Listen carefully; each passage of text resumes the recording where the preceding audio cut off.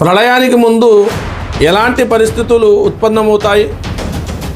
నాయకులు, అధికారులు, న్యాయమూర్తులు, ధర్మవేత్తలు ఎలా వ్యవహరిస్తారు?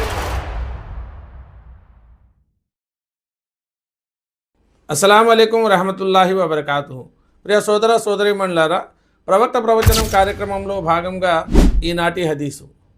హజరత్ అబూ హురైరా రజియల్లాహు తాలా అన్హు వారి ఉల్లేఖనం ప్రకారం ప్రవక్త మహనీయులు ముహమ్మద్ సల్లల్లాహు అలైహి వసల్లం వారు ఇలా ఉపదేశించారు: అంతిమ కాలంలో దౌర్జన్యపరులైన నాయకులు, అత్యాచారులైన పరిపాలనా అధికారులు, నిజాయితీ లేని న్యాయమూర్తులు, అబద్ధాలు పలికే ధర్మవేత్తలు పైకి వస్తారు.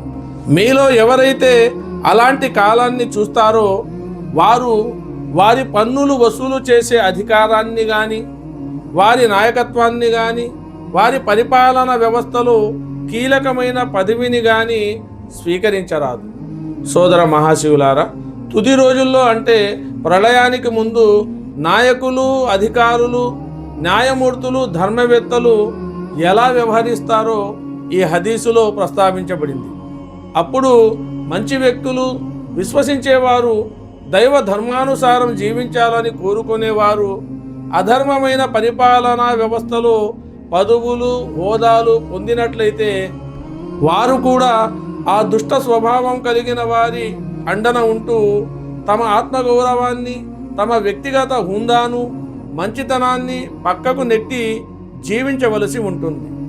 ఉన్నత అధికారుల ఒత్తిడి వల్ల, లేక వారి సహవాస ప్రభావం వల్ల, లేక వారి ముఖస్థుతికి లోనై అనేక అధర్మ కార్యాలకు పాల్పడవలసి ఉంటుంది. ఆ కారణంగానే మంచివారు వాటికి దూరంగా ఉండాలని బోధించటం జరిగింది. కనుక సోదర మహాశివులారా, అలాంటి పరిస్థితులు చవి చూడకుండానే మనం దైవ సన్నిధికి చేరుకునే అవకాశం కలుగజేయాలని ఆ దైవాన్ని వేడుకుంటూ మరొక హదీసుతో మిమ్మల్ని మళ్ళీ కలిసే ప్రయత్నం చేస్తాను. అంతవరకు సెలవు. అస్సలాము అలైకుం వరహమతుల్లాహి వబరకాతు.